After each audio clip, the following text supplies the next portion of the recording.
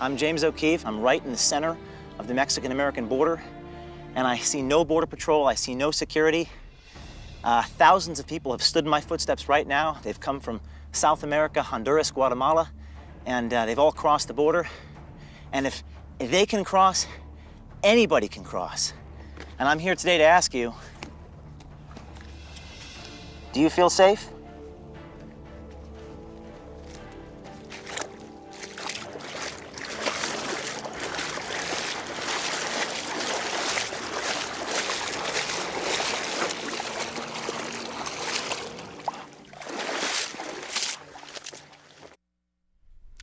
We are bombarded with comments, assertions, warnings, rabid rantings, and alarms about what is coming across the American southern border from Mexico and beyond. There are those who would have everything from illegal aliens to actual ground alien troops from the planet's spitball walking into the U.S. across gaping holes in our security.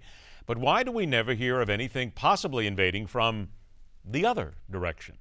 Welcome to MidPoint, the filmmaker who wondered the same thing, the same man who was under that Osama bin Laden mask and taunted American officials to stop him from crossing into the U.S. from Mexico.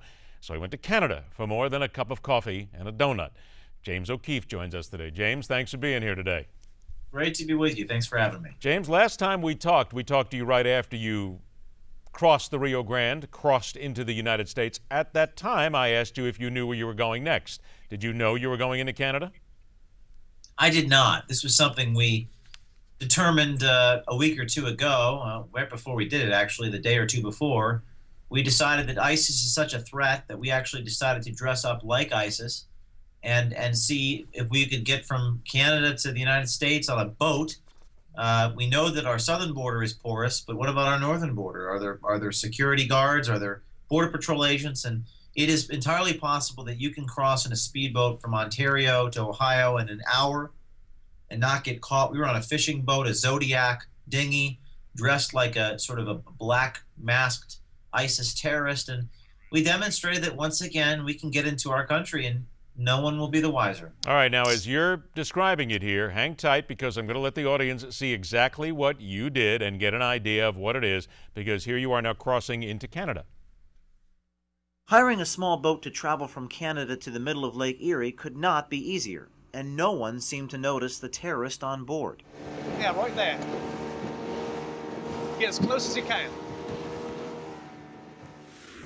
Who are you? What are you doing here?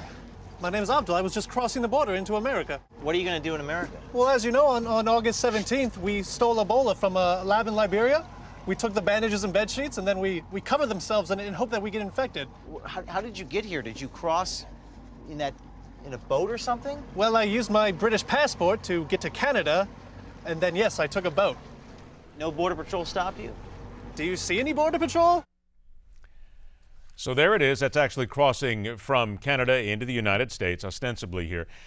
Why, I think, is the big question. Why are you focusing on this? And I guess a lot of people are going to ask too, James, you've heard this before, you're going to hear it again. There are people who just say, and here's from Cleveland Scene magazine and the website, this written by Tim Kovac. He says the first thing we need to make clear here is that James O'Keefe is a complete and utter huckster whose entire career is predicated on videotaping people in staged settings under false pretenses. So why then do this knowing full well that people are going to hit you like this? Oh, because, you know, when you're speaking truth to power, when you're a journalist and you're taking on the machine and you're exposing the lies of the administration, of course you're going to get criticized. In fact, it's a testament to our effectiveness. And we wouldn't be doing the right thing unless we were being attacked. And by the way, yesterday in Congress, there is video of this. We're about to put it on our website. John McCain, Senator John McCain, was grilling the Undersecretary for Department of Homeland Security about these videos. And he said that, why didn't anyone stop James O'Keefe? And the Undersecretary said, I can't. He said, I know about it, but I can't respond to your comments. So we're embarrassing. We're showing that our government officials are not doing their job.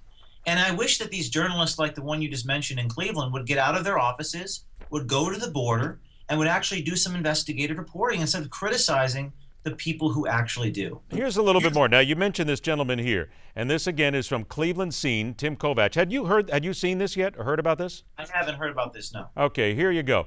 Blatantly editing the videos to remove any relevant context so that he can push his preconceived agenda forward. Also bringing up here, let's not forget that he has pled guilty to entering federal premises under false pretenses, or that he tried to lure a CNN reporter onto a boat full of porn and sex toys so he could fake seduce her on camera. He is a sleazeball of the highest level. This again, Tim Kovac posted Tuesday the 9th on Cleveland Scene. I'm sorry, what do you want me to, how do you Well, want me to respond? what I'd like to say is, these are the people, and you mentioned the people who are coming after you right now, and the journalists who you say don't go after these things. Why then are they coming after you like this? What does that have to do with what we're talking about right now? No, I'm just curious. I'm curious because you say it's Senator- journalism. Why are they coming after you like this? Because we're effective, sir. Because our videos have prompted Congress to take congressional action. Acorn was defunded. President Obama signed legislation to take away funding from Acorn. States have passed photo identification laws citing our videos. I've never advocated for these solutions. We've had people resign. Congressman Moran resigned. His son resigned in Virginia. We've had this Republican state president resign after we caught him on tape breaking laws. We've gotten Obamacare navigators fired just yesterday. The Dallas News reported they took away the funding from the navigator office. And you're talking about the fact that I walked into a federal building using a pretense. Julian Assange is considered a hero to these people. Daniel Ellsberg is considered a hero to these people. The guy who broke the Julian Assange story won a Pulitzer Prize. And it's about time we stop attacking citizens and Project Veritas and investigative reporters. Stop attacking people for going out into the field and reporting on things. And journalists need to really start doing their jobs. You got everyone working in the, Jay Carney is a journalist. He was working for the president, getting paid by the White House. We really need more journalism in this country. And I don't care what my critics say, but I do hope that these other people go out in the field and do some journalism, go to the border, interview the sheriff, go to Lake Erie if you want, interview the captain we interviewed. He said he hasn't seen a Border Patrol agent in 20 years. And please understand that I'm only mentioning this because these are your critics, and I want to give you the chance to talk back to this because you're the one who brought up the journalism idea. So it's not as if we're just throwing this at you here. I wanted you to make sure that you had a chance to respond to this because I didn't think you had to this point. Well, you talked about the journalism, please. Just address the whole arrest thing. I mean, when people do this, they're falsely accused. I wrote a book about my life. It's called Breakthrough. It's a New York Times bestseller. And in the book, I document that the people who prosecuted me resigned in disgrace. Jim Letton resigned.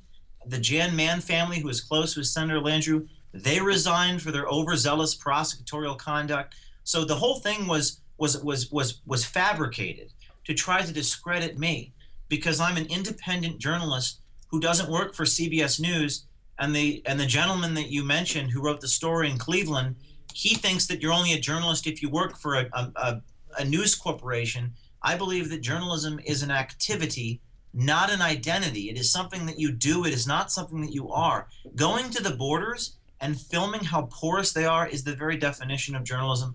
I think people need to rally behind this. People like Senator McCain who are using our footage. It's a good thing for democracy. Are you then thinking that really what are the problems? And if I'm hearing you correctly, and I tend to agree with you in some cases, that there certainly are those out there who simply don't take the extra step, who don't go after the story, who at least try to sit back and all they do is comment on it. So do you feel now that much of what's happening right now, maybe this malaise, if you will, about border security is in large part due to the fact that people listen to the media basically too much or don't listen enough sometimes, or they keep trying to bury people like yourself? I think that there's a lot of people who are critics who need to go out into the. Gavin McInnes has a good piece. It's called "James O'Keefe is a Terrorist," and I encourage people to read it. He's being tongue in cheek. He's saying, a lot of people criticize Project Veritas, but these people sit in their cubicles and they tweet all day, and some of these journalists literally they aggregate news. They just summarize what other people have done. And anytime you have someone going out into the field and collecting new information, that's a good thing for our democracy. Now, when they say, well, O'Keefe edits and Project Veritas is all fake, and that's not the case. I mean, we have people who have resigned and have admitted what they have been caught on tape saying. That is as real as it gets. I only got about 30 seconds left. And again, I appreciate you answering that back, and I appreciate you standing your ground. Do you really think that a terrorist could use Ebola to come into the United States, and that's something that they actually could do, what you put on tape? Yeah, there's a chance. I mean, the federal government just issued a bulletin last week. After I came on your show last month, there was a bulletin from the Texas Department of Public Safety And they actually said that ISIS has seen our videos, and they are in fact talking about crossing the Mexican border into the United States. And like I said, there was a hearing in Congress yesterday where they literally said they were planning on doing what we showed they could do. So this is as real as it gets. It is now September 11th. We're trying to open the eyes of our government officials. I hope they do something about it. All right, James, listen, last time we had you on, something happened. Hopefully this time something will happen as well. It's always a pleasure to find someone who wants to go out and do something solid for a change. James, thanks so much for your time.